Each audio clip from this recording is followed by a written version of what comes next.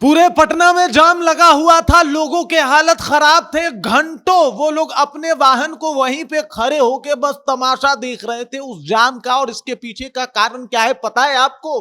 आज सम्राट चौधरी माननीय मंत्री महोदय का जो है वो कैबिनेट विस्तार था। मोदी जी आए थे दिल्ली से और आने के बाद भाई साहब मोदी जी उधर खड़े हैं, उधर से आप जा पाओगे? आपको जाने दिया जाएगा? कौन कहता है राजतंत्र जो है वो समाप्त हो गया है? जब ऐसी ऐसी तस्वीरें आती है तो लगता है कि भाई साहब राजा लोग तो शायद ठीक हुआ करते होंगे। यहां पे तो वीवीआई कल्चर इस तरीके से हावी है कि आम जनता धूप में खड़ी है, बाइक लगा के खड़ी है, बच्चे जो है वो इंतजार कर रहे हैं, तमाम लोग जो है वो मुश्किलों में फंसे हुए हैं। लेकिन चूंकि मंत्रिमंडल का विस्तार हो रहा है गांधी मैदान में, शक्ति प्रदर्शन हो रहा है गांधी मैदान में, रोड शो हो रहा है मोदी जी का, तो ऐसे में आप चले कैसे जाएंगे साहब? आपको जाने कैसे दिया जाएगा? नहीं जा सकते ना। वहां प्रधानमंत्री हैं, वहां पे गृह मंत्री हैं, वहां पे मुख्यमंत्री जी हैं, तो ऐसे में तो आपको रुकना ही पड़ेगा। साहब रुक जाइए, महाराज हैं ये लोग, आपको इनके लिए रुकना पड़ेगा। आप ही ने तो इनको चुन के भेजा है। अब ये लोग आपको रोक के रखे हैं सड़क पे कि अभी आप आगे नहीं बढ़ सकते। प्रोटोकॉल है, प्रोटोकॉल है, प्रोटोकॉल मानिए, लोकतंत्र में प्रोटोकॉल मानिए, सड़क पे मत चलिए क्योंकि मोदी जी आए हैं। प्रोटोकॉल मानिए, मानिए प्रोटोकॉल की भाई साहब मंत्रिमंडल का विस्तार हो रहा है, रुक जाइए जहां पे है। गजब का प्रोटोकॉल है, गजब का लोकतंत्र है और गजब का माहौल है। सुरक्षा व्यवस्था का ध्यान दिया जाता है, मोदी जी के सुरक्षा व्यवस्था का ध्यान दिया जाएगा, सम्राट चौधरी के सुरक्षा व्यवस्था का ध्यान दिया जाएगा, तमाम लोगों के सुरक्षा व्यवस्था का ध्यान दिया जाएगा। लेकिन जो घंटों तक लाइन में फंसे हुए हैं बिना किसी वजह के, उसमें से कोई दवाई लेने गया होगा, कोई बच्चा पढ़ाई का कुछ सामान लेने गया होगा, लेकिन इससे क्या ही फर्क पड़ता है? जब पूरी कहानी आपको बताऊंगा ना, आपका भी भरोसा उड़ जाएगा। ये मंत्रिमंडल, ये तमाम चीजें, ये सब कुछ जो आपको दिखाई दे रहा है, ये फोटोबाजी, रीलबाजी, ये सब कुछ देख के आप खुद को कंट्रोल नहीं कर पाइएगा। विचार करने पे जो है वो मजबूर हो जाइएगा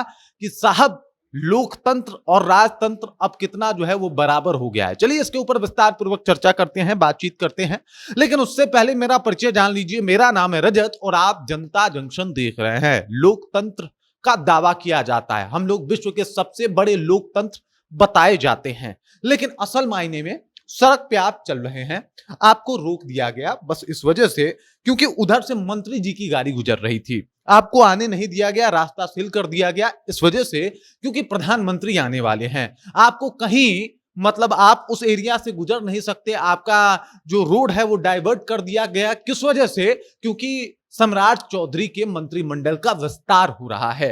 बच्चे छोटे छोटे देखा मैंने जाम में फंसे हुए थे, तस्वीरें आई सामने तो देखा, छोटे छोटे बच्चे जो है वो बाइक पे बैठे हुए हैं, इंतजार कर रहे हैं कि शायद ये जाम खत्म हो और ये लोग जो है वो निकले। अब देखिए मोदी जी जो है वो आए थे, बड़ा कम टाइम दिया भी उन्होंने, काफी देर तक लोगों ने इंतजार किया, बड़ा कम टाइम दिया उन्होंने। और पहली बार थैंक यू बोलने का मन कर रहा है कि बहुत अच्छा किया कि आपने 45 मिनट वाला भाषण नहीं दिया, वरना 45 मिनट इस चक्कर में और जाम में लोग फंसे रहते।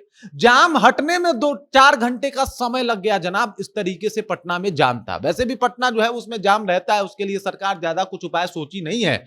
और अब जाम जो है वो एकदम से बढ़ गया क्योंकि सम्राट चौधरी के मंत्रिमंडल का विस्तार हो रहा था। उस मंत्रिमंडल का विस्तार हो रहा था जिसके लिए वो मुख्यमंत्री पद के पहले ही शपथ ले चुके हैं, 2 उप मुख्यमंत्री ऑलरेडी बना दिए गए हैं। तो ये सब शक्ति प्रदर्शन, फोटोबाजी, रीलबाजी और मीडियाबाजी नहीं है तो और क्या है? कोई बता दे हमें। अगर आप पहले ही मंत्री जो है वो मुख्यमंत्री बन ही गए हैं, सब कुछ ठीक हो ही गया है, 2 उप मुख्यमंत्री चुने जा ही चुके हैं, तो ये फिर से इतना जो है वो तमाशा करने का क्या जरूरत था? फोटो खिंचाया मोदी जी, बहुत बढ़िया बढ़िया फोटो आया है, कमाल का फोटो है, लेकिन इस फोटो से एक बार इस फोटो की तुलना कीजिएगा, ये जो जाम में फंसे हुए लोग हैं, इस फोटो से तुलना कीजिएगा तो शायद आपको समझ में आए कि जो लोग जाम में खड़े थे उनका दुख क्या था, उनकी समस्या क्या थी, वो लोग किस तकलीफ से गुजर रहे थे। ये तकलीफ आप लोग तो नहीं समझ पाते होंगे ना, आप लोग के लिए तो चौपर है, वहां पे जाम तो लगता नहीं है। और अगर खुदा ना खास्ते कभी आप लोग अपने गाड़ियों से, काफिले से निकलते होंगे तो अब तो पुलिस जो है उसका एक ही काम होता होगा ना, रास्ता खाली कराना, आपके लिए जाने देना। आपको नहीं पता चलता होगा ना कि दुख क्या होता है जाम वाला। नहीं पता चलता होगा, एकदम नहीं चलता होगा। आप लोग एक आम आदमी का दुख कभी समझ ही नहीं सकते। कैसे पता चलेगा आपको कि वहां पे जो जाम में फंसे हुए लोग थे वो किन समस्याओं का सामना कर रहे थे और उन लोगों पे क्या बीत रही थी। कभी 1 घंटा इस धूप में जितने भी मंत्री वहां पे मौजूद थे उनको खड़ा कराइए, पूरा प्रशासन एक हो जाएगा उनको बाहर निकालने के लिए, पूरा प्रशासन एक हो जाएगा उनको बाहर निकालने के लिए। कभी सुना है आपने गादी सेतु के जाम पे जो है वो सम्राट चौधरी फंस गए हो, मोदी जी का काफिला रुक गया हो?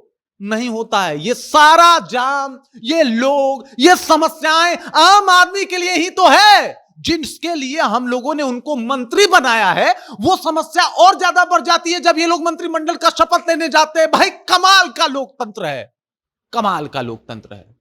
फिर बोलना पड़ता है, इस पे बातें करनी पड़ती है।